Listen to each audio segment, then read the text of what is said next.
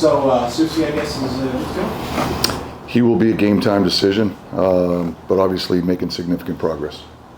If he does come back, and especially given the way that Robertson has played, I know you talked about him, how difficult of a decision are you potentially looking at there?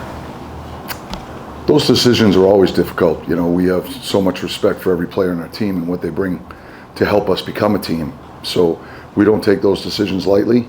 Ultimately, it's my responsibility to try to make the best decision for the team from a roster standpoint and a lineup standpoint. But those decisions are always tough. Is it fair to say that Robertson has with his play, kind of made it, more of a conversation now? Yes. Yeah. What did you see from Susie before the injury?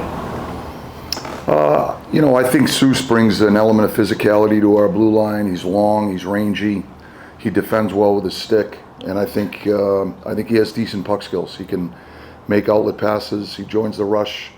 He sees it pretty well on the offensive blue line as far as finding a backside flank, excuse me, or resetting a puck, or just delivering a puck to the net, getting it through the first set of shin pads, which I think is a real important element of being a defenseman in today's game. When you see downs early in the season, when you see a team fight through adversity like that the other night, how does that build? Can that build going forward something identity-wise? Of course, I think when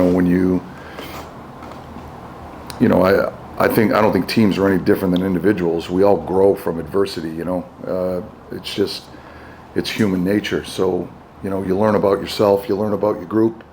I said that after the game the other night, and I think with some of the challenges that we've gone through in this early part of the season, I think we've learned a lot about our group. We love our enthusiasm. It's been fun to be around these guys. They're determined, they're committed.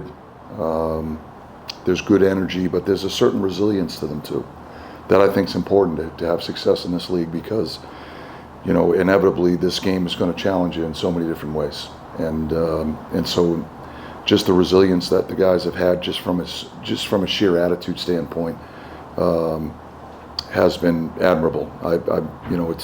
It's fun to watch these guys work through these challenges.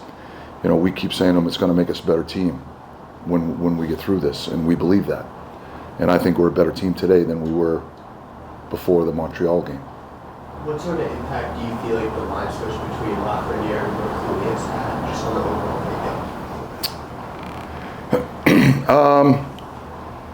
Well, I think and I spoke about this when I made that switch. I just think they bring different attributes. I think Will's a guy that's big and strong and brings a certain power to that line with his net front play, his ability to hunt pucks and battle in the corners. His tight area skill play is strong because of his size and his physical stature. So he brings that element to that line. Laff brings a playmaking ability and just raw skill to the line that we switched him on. So we felt at the time that maybe if we made a tweak to the top six, that we could affect some positive change, and so that's what we try to do. It's not that anyone's better than the other, it's just they're different. And so we've liked what we've seen from the trios, so to speak, since we put them together. When you speak to the team tonight, I'm just curious, do you use the fact that you guys haven't scored at home as motivation, or do you not want to call any attention to it? No, I think it's such a small sample size at this point. We're just going to take each game as it comes. We're going to try to put our best game in the ice. I think the group should feel good about themselves with the experience that we just went through in Montreal. We acknowledge that we've played a lot of good hockey.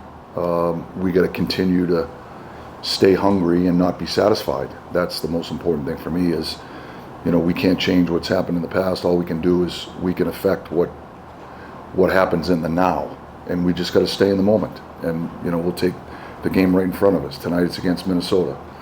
I think we got to get excited about it. I think we got to stay hungry, and we got to continue to build our team game and our team identity that we think sets us up for success. Speaking of Minnesota, they're a hungry team. They're an angry Does that mean anything to you guys as far as how you approach them because of their desperation? Well, I think it's important that you acknowledge context when we play our opponents and we put pre-scouts together. We acknowledge the context that teams are facing when we're up against them, so that our guys are prepared for everything they need to be prepared for. So, you know, I know Minnesota has high expectations. They're a real good hockey team. They're very well coached. You know, I know they're coached extremely well. You know, they pride themselves on structure and team defense, and so I would expect a very determined opponent tonight.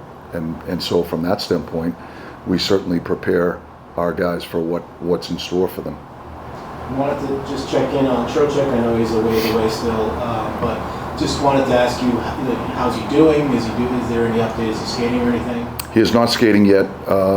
He was here today. He's doing very well. He's progressing, and when he gets to that next level, we'll let you know. Okay, thank you. Okay, guys.